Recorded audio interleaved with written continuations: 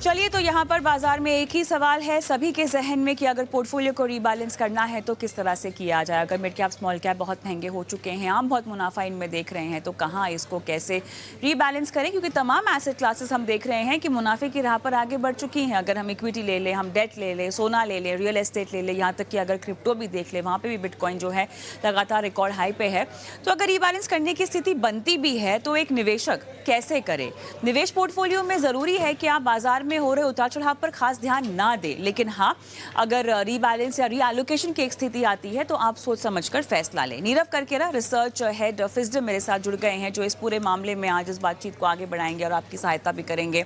नीरव, आपका बहुत बहुत स्वागत है बनो अपना फाइनेंस मिनिस्टर में। और यहाँ पर बातचीत होने वाली है आपके साथ मिड कैप स्मॉल कैप को लेकर, जहाँ लगातार तमाम एक्सपर्ट से हम यही समझ रहे हैं कि कुछ स्पेसेस हैं, कुछ पॉकेट्स हैं जो बहुत महंगे हो चुके हैं, और इसीलिए अगर आप अच्छा मुनाफा कमा रहे हैं अपने पोर्टफोलियो में तो आपको निकल जाना चाहिए, प्रॉफिट बुक कर लेना चाहिए, थोड़ा सा हल्का हो जाना चाहिए। नीरव, लेकिन अब सवाल यहाँ पर ये उठता है कि अगर आप म्यूचुअल फंड में पैसा लगा रहे हैं तो हमेशा आपकी जो अवधि होती है वो एक स्टॉक के मुकाबले बहुत ज़्यादा होती है। स्टॉक भले ही आपने मिड कैप स्मॉल कैप का लेकर रखा हो, लेकिन जब म्यूचुअल फंड में आप निवेश करते हैं तो आपके पास एक ही फंड में, मान लीजिए एक मिड कैप फंड आपने लिया हुआ है, तो उसमें कई तरह की मिड कैप कंपनियाँ शामिल होती हैं। अब इतनी सारी कंपनियाँ शामिल हैं, आपने एक रणनीति बना रखी है जहाँ पर आपने अपने फाइनेंशियल गोल्स के साथ जो है इनको अलाइन भी किया हुआ है नीरव, और अलाइन करने के बाद आपने एक रणनीति अपनाई है कुछ समय तक बरकरार रहने के लिए, कुछ समय तक अपने निवेश को बनाए रखने के लिए आपने इसमें रणनीति बना रखी है। अब ऐसी स्थिति में पोर्टफोलियो में भारी भरकम मुनाफा अगर दिखाई दे रहा हो नीरव, तो आपको क्या करना चाहिए? पहलू समझना बहुत ज़रूरी है। एक ये कि ये जो आपने म्यूचुअल फंड में निवेश की है, वो एक स्टॉक के मुकाबले बहुत ही अलग रणनीति को मद्देनज़र रखते हुए आपने किया हुआ है। तो वो एक डिस्टिंक्शन आपको ध्यान में रखना है। अगर आप डायरेक्टली स्टॉक्स में इन्वेस्ट कर रहे होते, तो ये प्रॉफिट बुकिंग और रीबैलेंसिंग इसका कोई अर्थ भी बनता कि आपने जहाँ पर बहुत ज़्यादा प्रॉफिट बुक करा हो, तो इनफैक्ट बहुत ज़्यादा प्रॉफिट देख रहे हो, तो आप वहाँ से निकल कर दूसरे काउंटर्स में चर्न कर सकते हैं। लेकिन जब आप म्यूचुअल फंड में इन्वेस्ट करते हैं, आपको ये समझना बहुत ज़रूरी है कि ये जो प्रॉफिट बुकिंग और ये जो लॉस बुकिंग, ये जो सारा सिलसिला है, ये एक फंड मैनेजर आपके लिए ऑलरेडी कर रहा है। तो अगर आप मिड कैप्स में निवेश कर रहे हैं और एक लंबी अवधि के लिए कर रहे हैं और आप ये निवेश को बरकरार रखना चाहते हैं एक लंबी अवधि के लिए, तो इसमें से विथड्रॉ करके दूसरे कोई फंड में निवेश करने की कोई ऐसी अर्जेंसी नहीं है। अगर आप केवल प्रॉफिट बुकिंग के नज़रिए से इसे देखते हो, तो आप ये समझ लीजिए कि मिड कैप और स्मॉल कैप में काफ़ी तेज़ी हाँ, आई ही है और काफ़ी ऐसे पॉकेट्स हैं जहाँ से प्रॉफिट बुकिंग होना वाजिब भी है। पर साथ ही साथ ऐसे कई पॉकेट्स हैं जहाँ पर बहुत ज़्यादा वैल्यू अभी भी होल्ड हो रहा है और बहुत सारे ऐसे पॉकेट्स हैं जहाँ पर अभी भी निवेश के मौके बनते नज़र आ रहे हैं। तो ये जो डिसीजंस हैं आपके फंड मैनेजर आपके लिए ले ही रहे हैं और आपको इस सारे रीबैलेंसिंग एक्टिविटी में आपको कोई टैक्स का इंसिडेंस भी नहीं पड़ रहा है। हाँ, आपको रीबैलेंस कब करना चाहिए? अगर आपकी जो ओवरऑल रणनीति है, जो आप at the start of the year या तो जब भी आपने निवेश शुरू की थी, तब आपने एक सोचा होगा कि आपको लार्ज कैप, मिड कैप और स्मॉल कैप इन तीनों मार्केट कैप में आपकी कितनी एक स्ट्रैटेजिक एलोकेशन होनी चाहिए। और वो एलोकेशन अगर बहुत ज़्यादा डेविएट कर चुकी है मार्केट मूवमेंट्स के वजह से, तो उसे बैक टू आपकी प्राइमरी स्ट्रैटेजी लाने के लिए आप इसमें से थोड़ा बहुत प्रॉफिट बुक करके दूसरे कैटेगरीज़ में निवेश कर सकते हैं। स्मॉल, मिड कैप और लार्ज कैप में आप रीबैलेंस कर सकते हैं only to maintain your strategic asset allocation. पर आपको स्मॉल एंड मिड कैप के प्रॉफिट बुकिंग के नज़रिए से ये करने की ज़रूरत नहीं है। आपके जो फंड मैनेजर्स हैं, वो बखूबी ये कर ही रहे हैं। अहम बात है, आपको समझनी है, क्योंकि आप म्यूचुअल फंड के जरिए जा रहे हैं, एक फंड मैनेजर हैं जो आपके बिहाफ पे फैसले ले तो रहा है, लेकिन जब एक्सपोजर की बात आती है नीरव, तो आपके पास मल्टी कैप्स भी होते हैं, आपके पास फ्लेक्सी कैप्स भी होते हैं, ठीक है। कुछ इस तरह के फोकस फंड्स भी होते हैं जो अलग अलग तरह के मार्केट कैप के स्टॉक्स को भी अपने पोर्टफोलियो में रखते हैं। अब क्योंकि आप हल्का हो रहे हैं मिड कैप स्मॉल कैप में से, तो इस तरह के अगर आपके पास एक्सपोजर है, मान लीजिए एक फ्लेक्सी कैप के तौर पे, एक मल्टी कैप के तौर पे, तो कैसे सुनिश्चित करें कि यहाँ आपका एक्सपोजर जो है वो बढ़ नहीं रहा है मिड कैप में या स्मॉल कैप में, इस रणनीति के तहत भी? देखिए, आपको ये एक समझना बहुत ज़रूरी है कि जो म्यूचुअल फंड्स के होल्डिंग्स है वो ट्रांसपेरेंटली अवेलेबल होता है। आपको ये हर जब भी आप रिव्यू करें, आपको ये जानना ज़रूरी है कि आपके जो म्यूचुअल फंड्स जिस मार्केट कैप में इन्वेस्ट कर रहे हैं, क्या वो आपके प्राइमरी रणनीति से अलाइन हो रही है या नहीं? जैसे कि अगर बात किया जाए फ्लेक्सी कैप की, तो फ्लेक्सी कैप फंड्स के पास जो मैंडेट है इन्वेस्ट करने की या निवेश करने की, वो बहुत ही फ्लेक्सिबल है। वो large cap, mid cap, small cap तीनों में कहीं पे भी कोई भी मात्रा में निवेश कर सकते हैं। पर अगर यदि आपको लगता है कि ये जो आपने जिस भी फ्लेक्सी कैप फंड में निवेश किया है, उसकी जो मार्केट कैप एलोकेशन स्ट्रैटेजी है, वो आपके एलोकेशन स्ट्रैटेजी के साथ अलाइन नहीं हो रही है। ये फैक्ट शीट में दिखाई देता है, हर महीने पब्लिश होता है। आपको कुछ खास डेटा या सॉफ्टवेयर की ज़रूरत नहीं है, ये अवेलेबल होती है। अगर आपको लगता है कि ये अलाइन नहीं हो रही है, तो आप बेशक इसमें से हटकर प्योर प्ले फंड्स में जा सकते हैं, जैसे कि pure large cap funds, pure mid cap funds, pure small cap funds, जहाँ पर आपका और बेहतर तरीके से आप आपके मार्केट कैप एक्सपोज़र पर कंट्रोल पा सकते हैं। एक और अगर कैटेगरी की बात की जाए जैसे कि मल्टी कैप, यहाँ पर आपको ये समझना बहुत ज़रूरी है, हर कैटेगरी का एक बहुत ही डिफाइंड मैंडेट होता है। अब मल्टी कैप में अगर आप इन्वेस्ट करते हैं, तो आपको पता है कि at any given point in time कम से कम 25% allocation small cap, mid cap और लार्ज कैप में की जाएगी। अगर आपको इस समय में स्मॉल कैप और मिड कैप के प्रति कोई एलोकेशन नहीं चाहिए, तो आपको वैसे ही multi cap as a category को छूना नहीं चाहिए क्योंकि वो बाय डेफिनिशन, बाय रूल उसे एटलीस्ट 25% स्मॉल कैप में और कम से कम 25% मिड कैप में इन्वेस्ट करना है। तो ये चीज़ें समझना बहुत ज़रूरी है कि आपके जो फंड कैटेगरीज़ हैं, उसकी मैंडेट क्या है और वो मैंडेट के तहत जो फंड मैनेजर कर रहा है, वो आपका ओवरऑल एलोकेशन को कैसे इम्पैक्ट कर रहा है। आपने कुछ और कैटेगरीज़ की बात की जैसे कि फ़ोकस्ड फंड्स एटसेट्रा, उन पर भी यही प्रिंसिपल्स वहाँ पर भी लागू होता है। ऑलराइट। मेरे ख्याल से यहाँ पर आपने कुछ रेशियो दे रखा है जहाँ पे लार्ज मिड और स्मॉल कैप के तहत पोर्टफोलियो में आप एलोकेशन रख सकते हैं। 60% के आसपास लार्ज कैप में, 20-20 आप कह रहे हैं मिड कैप स्मॉल कैप में। फिर एक ऐसा भी रेशियो है जहाँ पर ये बता रहे हैं कि लार्ज में 45, मिड कैप 25, स्मॉल कैप 35। क्या ये वो रेशियो है जहाँ पर थोड़ा सा आप ओवर जा चुके हैं अपने एलोकेशंस में?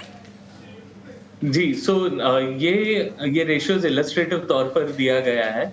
तो डिपेंडिंग ऑन आप कैसे इन्वेस्टर हैं, आपकी क्या रिस्क प्रोफाइल है, क्या इन्वेस्टमेंट ऑब्जेक्टिव है, आप इनमें से कोई भी चुन सकते हैं। इनफैक्ट आप इन एलोकेशंस को भी मॉडिफाई कर सकते हैं।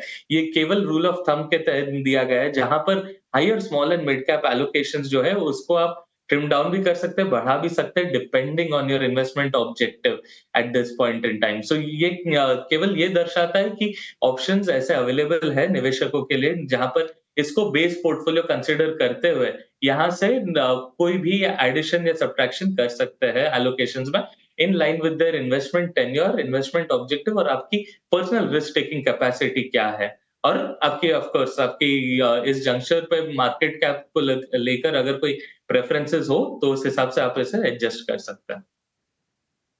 राइट।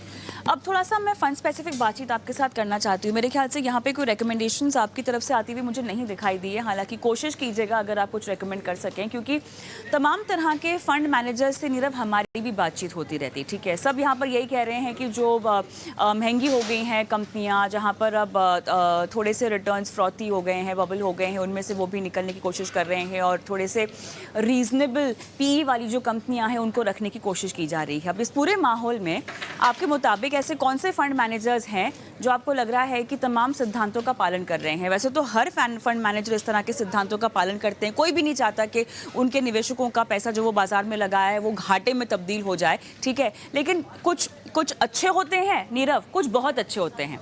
मैं आपसे बहुत अच्छे वालों की सवाल पूछ रही हूँ यहाँ पर। तो जो बहुत अच्छे वाले फंड मैनेजर्स हैं वो आपकी नज़र में कौन हैं? फिलहाल मौजूदा फंड्स उनके कौन-कौन से हैं? उन फंड्स की वो रणनीति क्या अपना रहे हैं? किस तरह की कंपनियों में पैसे डाल रहे हैं? बताइए। देखिए तो अक्रॉस द मार्केट कैप्स काफ़ी फंड मैनेजर्स तो जैसे कि आपने कहा ही है कि अच्छा काम कर ही रहे हैं। पर कुछ ऐसे फंड मैनेजर्स हैं जहाँ पर हमारी खुद की कन्विक्शन भी काफ़ी अच्छी दिखाई दे रही है इस समय पे।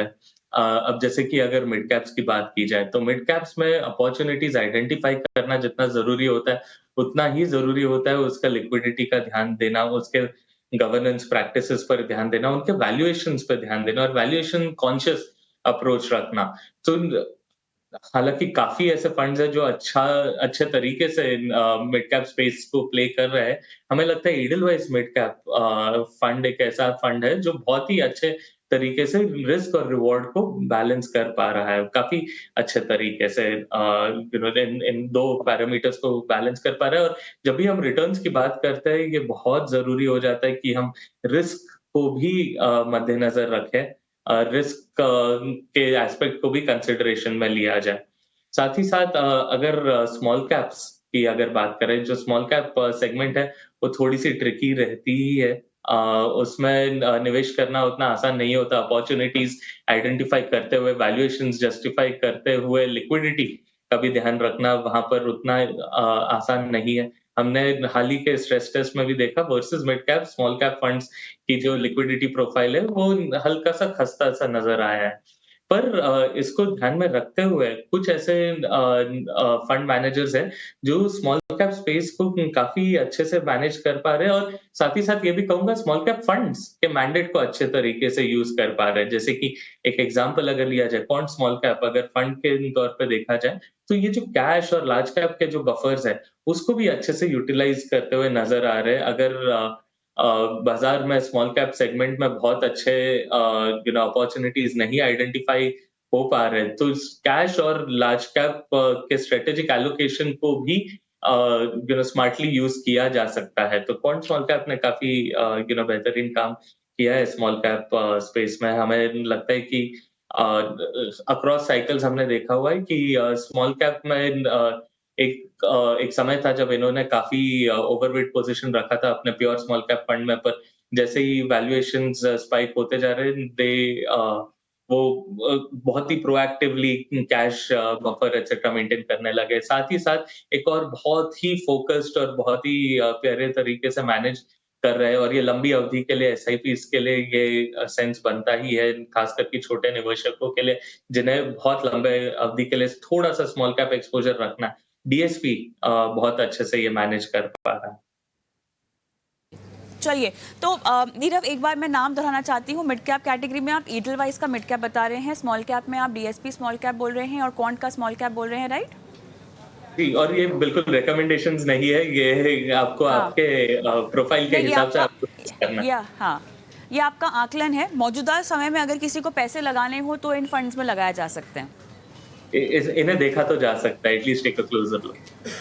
चलिए, तो यहाँ पर बात ये भी है ना कि स्ट्रेस टेस्ट तो भले ही उसके नतीजे सामने आए हैं नीरव, और अब हर 15 तारीख को महीने की जो है वो स्ट्रेस टेस्ट आएंगे, उसके नतीजे आएंगे। हालांकि ये एक स्टैटिस्टिकल एक्सरसाइज थी और यहाँ पर कुछ हाइपोथेटिकल अजम्पशंस किए गए थे।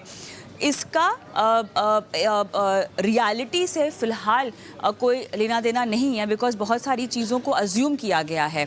एक कैलकुलेशन, एक फार्मूला अपनाया गया जिसके तहत जो है ये पूरा स्ट्रेस टेस्ट का नतीजा जो है वो सामने आया है। हालांकि तमाम तरह के फंड हाउसेस से हमने बात की है और दर्शकों को उसके नतीजे भी बताए हैं और निष्कर्ष भी बताया है।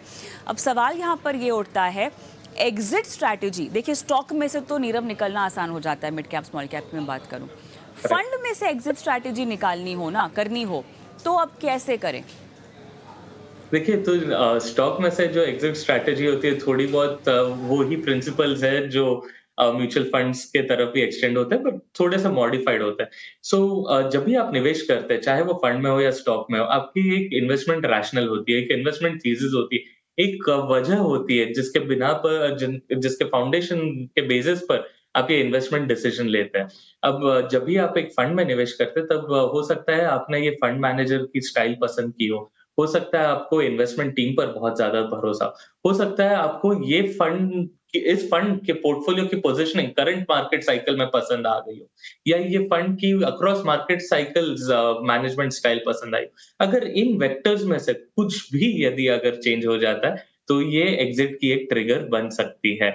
अगर एकदम सिंपल तरीके से कहूँ तो जिस वजह से आपने निवेश की थी, अगर वो वजह ही बदल चुकी है, अगर वो वजह ही मॉडिफाई हो चुकी है, तो ये आपके एग्ज़िट का एक ट्रिगर बन सकता है। अगर फंड मैनेजर चेंज हो जाता है, अगर इन्वेस्टमेंट टीम चेंज हो जाता है, अगर इन्वेस्टमेंट फिलॉसफी चेंज हो जाती है, अगर पोर्टफोलियो की जो कंस्ट्रक्ट है, वो करंट मार्केट सिचुएशन में आपके अलाइनमेंट में नहीं है, आपके व्यू के अलाइनमेंट में नहीं है, तो भी आप इससे एग्ज़िट कर सकते हैं।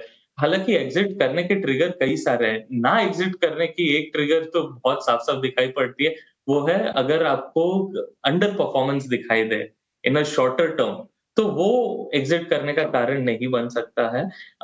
आपको उसके जो रीज़न्स हैं, अगर वो आपके थॉट प्रोसेस के साथ अलाइन कर रहा है, अगर अंडर परफ़ॉर्मेंस के वजह आपके समझ में आ रही हो, तब वो एग्ज़िट ट्रिगर बन सकती है। पर टेम्परेरी अंडर परफ़ॉर्मेंस आपकी एग्ज़िट ट्रिगर नहीं होनी चाहिए, ये तो साफ़ है। बाकी ऐसे कई रीज़न्स हैं जिससे आप एग्ज़िट के बारे में सोच सकते हैं।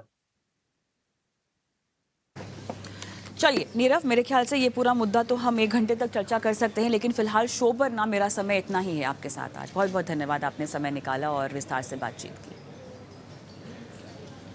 चलिए इसी के साथ अब रुकते हैं छोटे से ब्रेक के लिए, और ब्रेक के उस पार बात होने वाली है आपके सवालों की। जवाब दिलाएंगे आपको हमारे एक्सपर्ट के ज़रिए। और इस बीच अगर आप भी अपने सवाल हम तक पहुंचाना चाहते हैं तो बिल्कुल भी देरी नहीं करनी है आपको। व्हाट्सएप कर देने हैं अपने सवाल, यूट्यूब पर देख रहे हैं तो लाइव कमेंट बॉक्स पर अपने सवाल डाल दीजिए। सवाल जवाब का लाइव सिलसिला ब्रेक के बाद।